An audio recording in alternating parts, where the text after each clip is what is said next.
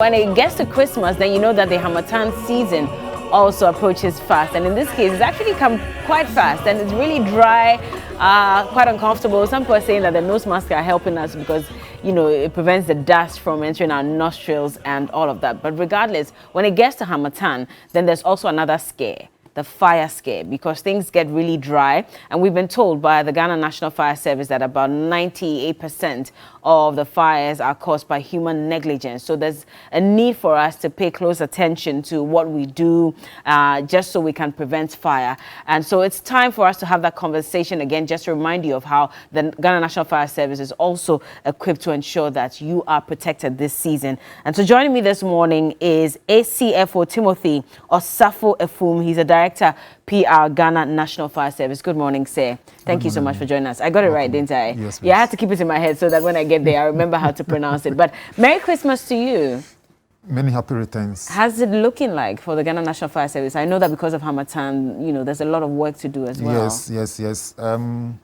Just to remind the public, as the Harmattan set in, yesterday alone, from 3 days night to yesterday, we recorded over 20 fires in Accra, Greater Accra.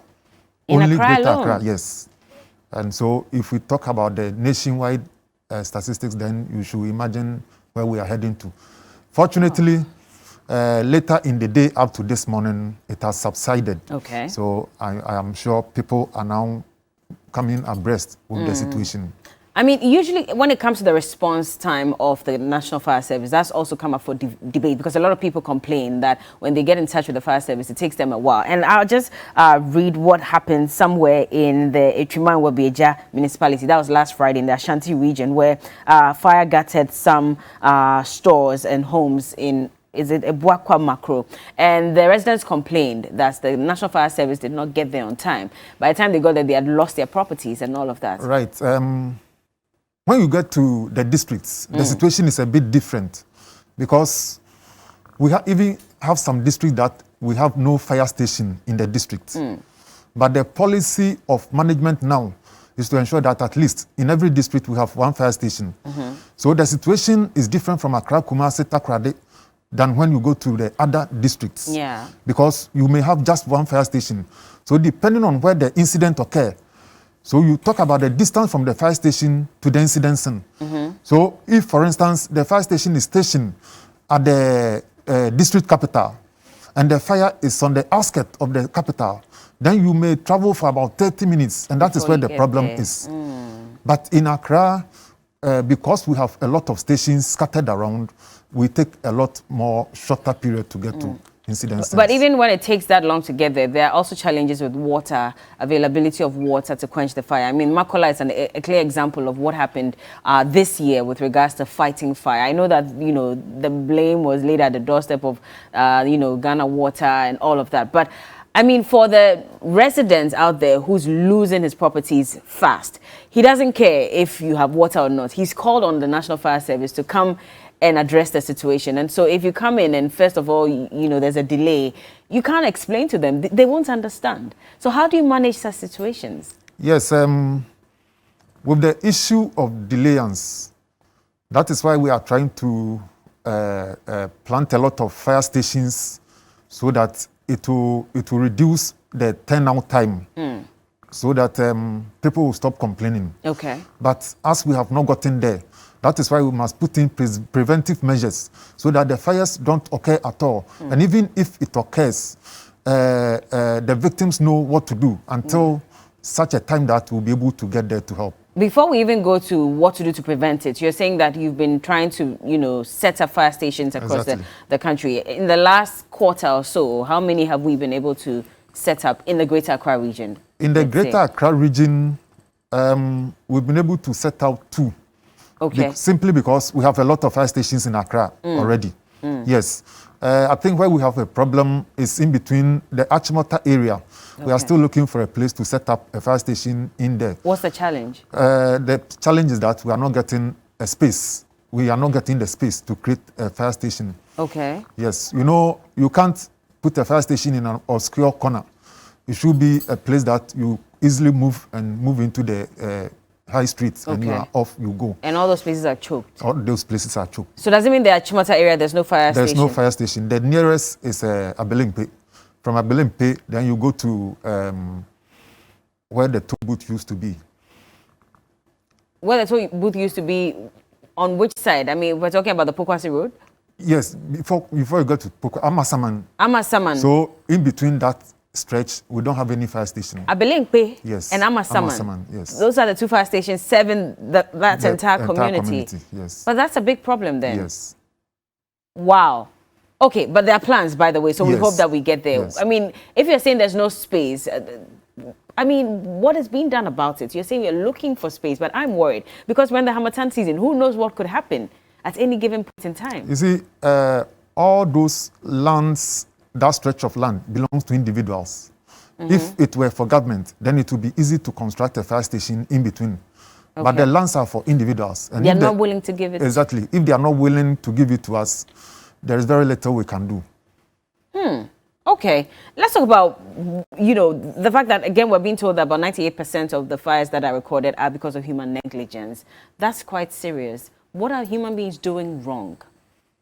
Thank you very much. Most of the fires that we record in Ghana are avoidable. For instance, we are in a period that we say don't joke or play with naked fire. You see people clearing their land and putting fire in it. Now, the risk here is that you may be by the fire to ensure that it doesn't spread, but the wind will come in. Then it will carry the ember. Wherever it lands, it starts another fire. So you will be by your fire thinking that you are preventing it from spreading, yet you are causing fires elsewhere.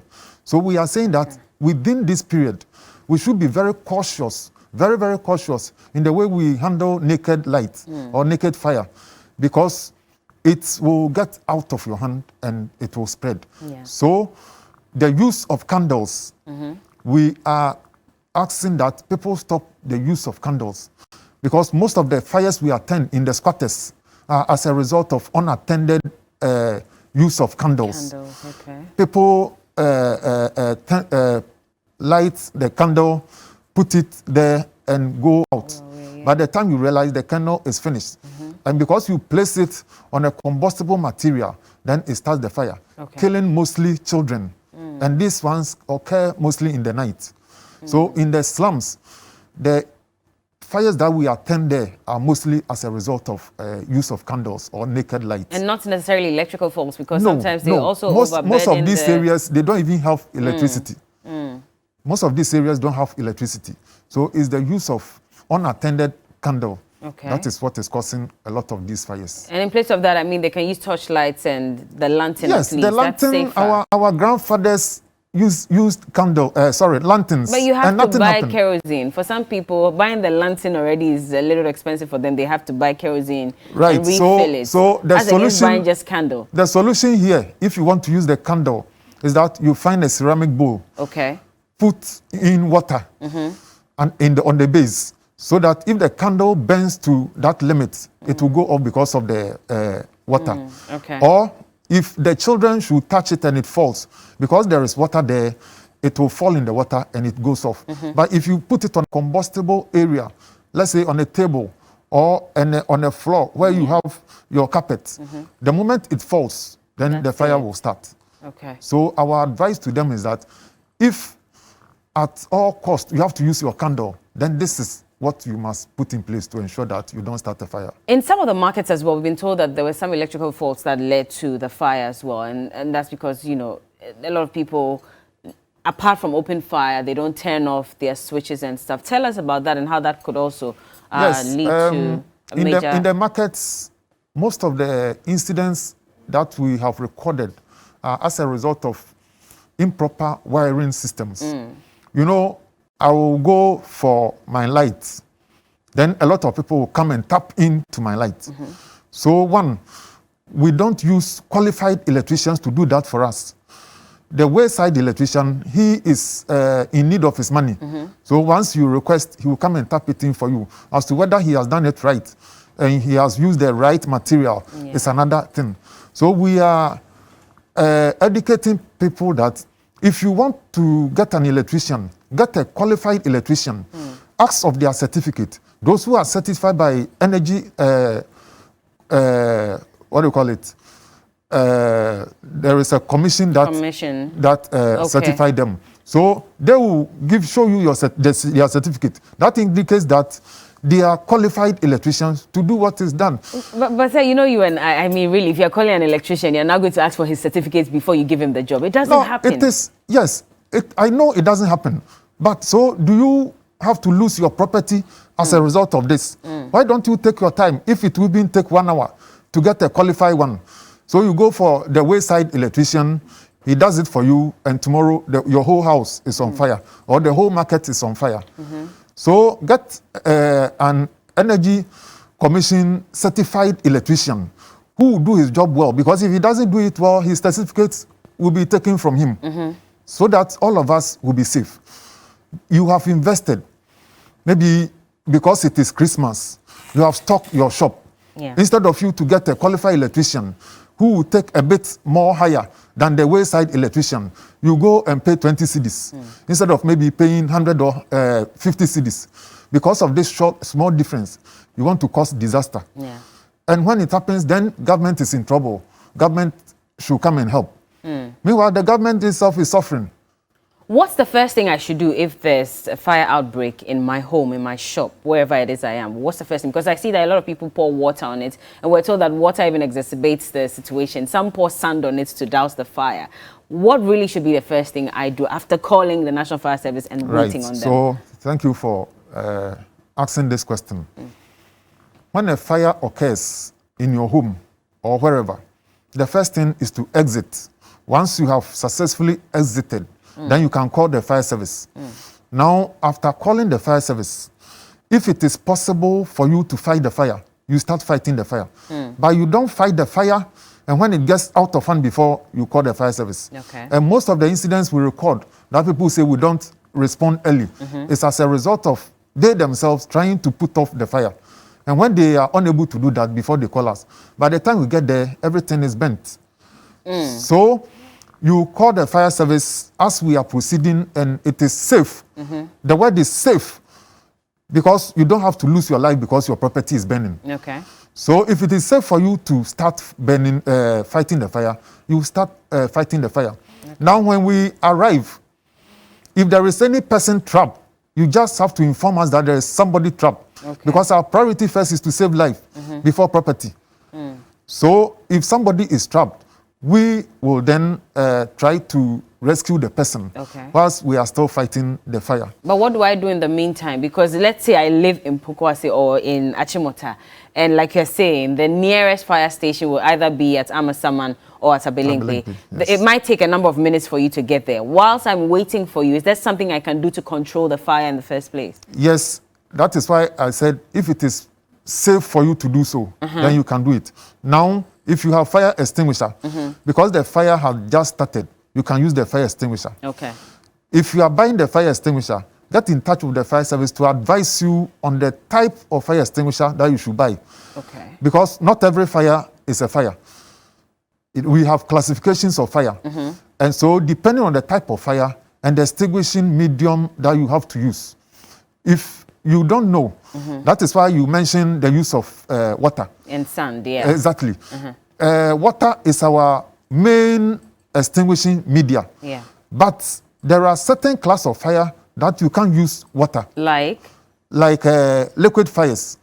So if, for instance, oil is on fire, you don't use water because the water is heavier than the oil. Water will go down and the oil will come up, exposing it to more air. Therefore, the burning will be bigger. So we don't use water on liquid fires. So, for instance, if a fuel station is burning, you see the fire service using foam. The ones that produce bubbles. Yes, that is what we use to extinguish such type of fires. So, in the home, that's why I'm saying that before you even try to buy the extinguisher, see the fire service, let them assess what facilities you have, and what they will then recommend to you the type of extinguisher that is suitable for your premises. So let's say there's a gas explosion in my house. what do I do while I'm waiting for you? Yes, if there is a gas explosion in your home, you know, gas is very dangerous. So once you've been able to escape, please stay away. Okay. Because the moment you enter, you see, wherever the gas moves, the fire also follow. And so if the wind direction is towards you and you try to enter to extinguish it, you may be a casualty. So we advise that if it is a gas fire, just wait for the fire service to arrive. Now, talking about the arrival of the Ghana National Fire Service, let's take a look at the situation and how the fire service personnel arrived. Take a look.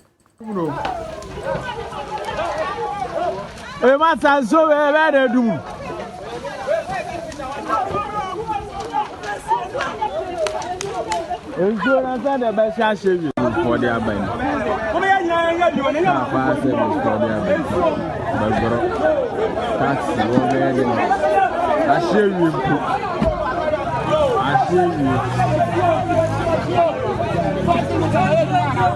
The farmer. Where are you?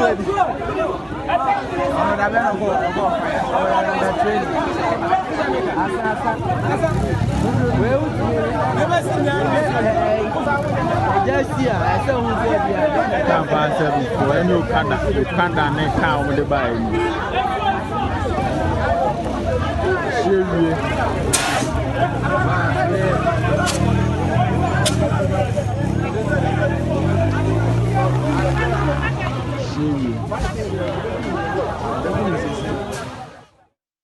This was occurred somewhere in the eastern region, but the reason we're showing this video is just to understand under what circumstances the fire service personnel would arrive in a taxi, like we saw in the video there. I mean, that already even just kills your vim when you're there and you're expecting the fire service to come and fight the fire, and they arrive in a taxi with their equipment and all of that.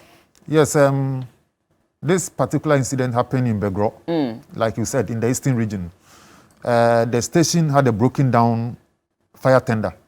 Therefore, when the incident was reported to them, they had to go all the same. And so they went in with their extinguishers. Remember that we also lack equipment. The district commander even don't have an official vehicle to use. That's why they arrived there in a taxi. So they did their best. But whatever was available at their disposal. So in such a case, then how do we rely on you to quench the fire? Because if you are saying you are under-resourced, then that's a major problem. Yes, we must let you know. You see, even fire tender, you see, we do checks on the fire tender 3 times in a day. Okay. So this morning, a fire tender at a station can be working. When the second check is being done, there may be a fault. So the fire tender will be reported out of commission.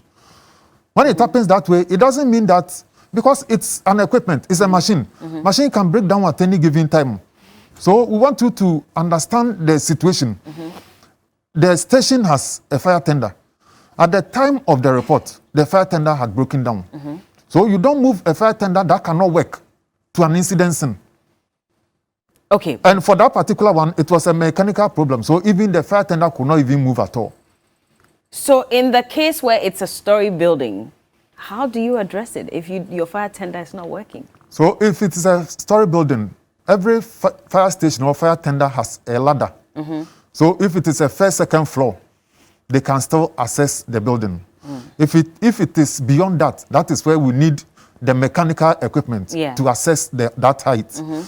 So, and fortunately in Ghana, you realize that apart from Accra, Kumasi, maybe Takoradi, we don't have skyscrapers elsewhere. So what we have on the ground is able to save the situation. But if it is in Accra, now that we have about 22, 30 stories, then we have a problem. But even that, it is not a hopeless situation. The situation is that because these premises are modern structures, we have facilities that are built in as part of the structure. Okay. So we have detection system, we have alarm system. In every building? And we have, yes, provided the building was put up after 2003. Okay. All these premises that were put up after 2003 have such facilities embedded in the building. I see. And you can say that for a fact that every building that has been put up after 2003, because we know that some people also circumvent the law. And so you might come across buildings that don't have that. Exactly. In such cases, what do you do? Provided, you see, if the building passed through the assembly for approval, then such facility has these equipment or facilities that I'm talking about. Okay. The Interior Minister revealed that there'll be some 2 hydraulic platforms that will be made available to the fire service so that they can also address issues with concerning fire in high-rise buildings. How soon are we going to get this? And does it mean then that we do not have them in place at the moment, and so when it comes to high-rise buildings, we're not able to really fight the fire like we should? Yes, presently what we have is called the turntable ladder. Okay. The turntable ladder is not able to access a very high height. Okay. Than the hydraulic platform. As I speak to you, the hydraulic platforms too, they are in. They're in? Yes, okay. They are in. And we are doing training on them, how to use them efficiently and effectively. So the 2 hydraulic platforms are in town. So initially what we had, which you call what? The turntable ladder. How many floors could that address? That one could access what we have currently, can access up to the 6th floor. I see. But this goes beyond so as high as possible. This one can reach about 12th floor or so. But 2 is inadequate, is it not? It's inadequate, but that is what government could afford for us at the moment. Where's the helicopter that we're told will be used to fight fire from the top? We don't have a helicopter as at now. But we were promised that as well, weren't we? Well, I think appropriate authorities must be asked those questions. Okay, all right. Well, I mean, final words before we go. I mean, people are watching you. What will the fire service say to them? I want to assure the public that within this period, we have put in place adequate measures to ensure that all of us celebrate the Christmas and the Harmattan period safely. The Chief Fire Officer has asked all regional commanders to ensure that all fire tenders are in commission. That is, if there are any problems on them, they should work on them to commission them. Again, task forces have been formed to visit commercial areas and places of public interest to ensure that the fire premises regulation is adhered to, so that we don't record any incidents in such facilities. There is also a second task force that has been formed specifically for our markets. You know, almost every year we record market incidents, and we don't want this year to record such. So there are task forces that are visiting the markets to ensure that we don't record any incidents in the markets. Then again, outside this, we are also doing massive fire safety education in at the community level and nationally, as we are doing now. So the public should be rest assured that should anything happen, we are just ready for them, just like that. All right. What's the latest on the recruitment of personnel into the Ghana National Fire Service? The process is still ongoing. The medical examination was supposed to have ended yesterday, but we still have some people who have not been attended to. Okay. So the date has been extended.